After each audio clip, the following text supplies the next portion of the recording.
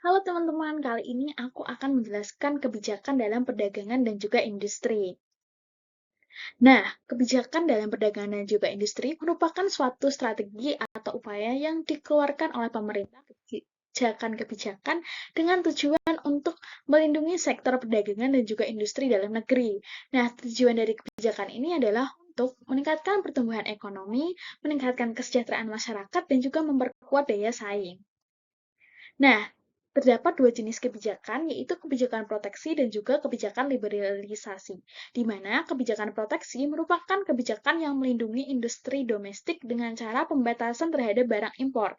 Sedangkan kebijakan liberalisasi merupakan kebijakan dengan cara meningkatkan perdagangan internasional melalui pengurangan hambatan perdagangan. Selanjutnya yaitu instrumen-instrumen dalam kebijakan perdagangan dan juga industri.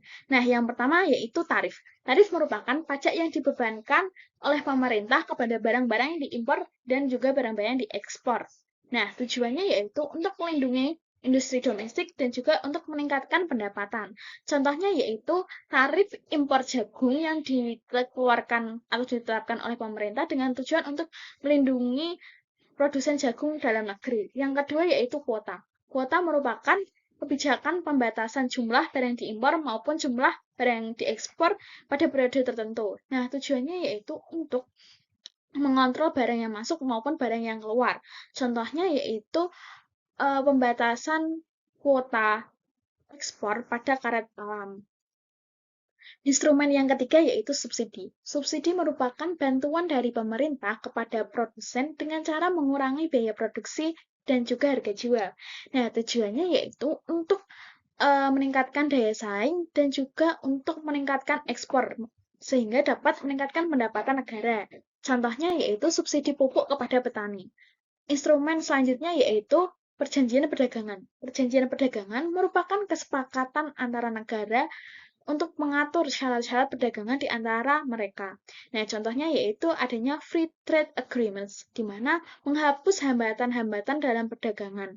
Hal ini bertujuan untuk meningkatkan pasar dan juga melindungi produk mereka, sehingga dapat memperluas pasar mereka.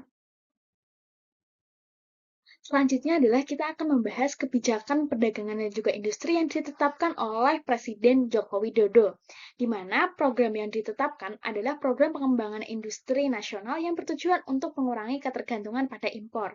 Nah, kebijakan ini ditujukan dengan cara memberi insentif kepada sektor industri berupa elektronik, tekstil, dan juga otomotif. Nah, kebijakan ini tuh meningkatkan produksi domestik, namun juga menyebabkan peningkatan harga barang dan terhambatnya persaingan. Nah, selanjutnya kita akan membahas tentang peran WTO dalam kebijakan perdagangan dan juga industri. Nah, WTO sendiri ini memiliki kewenangan untuk membantu negara-negara dalam menjaga stabilitas perdagangan global dan juga mendorong untuk membuka pasar, di mana akan mempercepat adanya sektor industri dan juga perdagangan. Namun, meskipun begitu, WTO tetap mendorong adanya perdagangan bebas dan negara masih memiliki kebijakan untuk negaranya, di mana kebijakan itu sebagai kebijakan proteksi. Nah, tadi kita sudah membahas banyak sekali, mulai dari pengertian kebijakan perdagangan dan juga industri, kemudian ada instrumen-instrumennya, jenis dari kebijakannya, dan juga kebijakan yang ditetapkan oleh pemerintah Indonesia, dan yang terakhir tadi kita bahas peran WTO dalam kebijakan perdagangan dan juga industri. Nah, kebijakan-kebijakan yang sudah kami bahas atau kita bahas tadi, itu tuh bermanfaat mulai dari untuk meningkatkan pertumbuhan ekonomi, meningkatkan kesejahteraan masyarakat, memperluas lapangan pekerjaan, dan juga untuk memperluas atau meningkatkan daya saing. Nah, itu tadi yang dapat aku sampaikan. Sampai ketemu lagi. Dadah!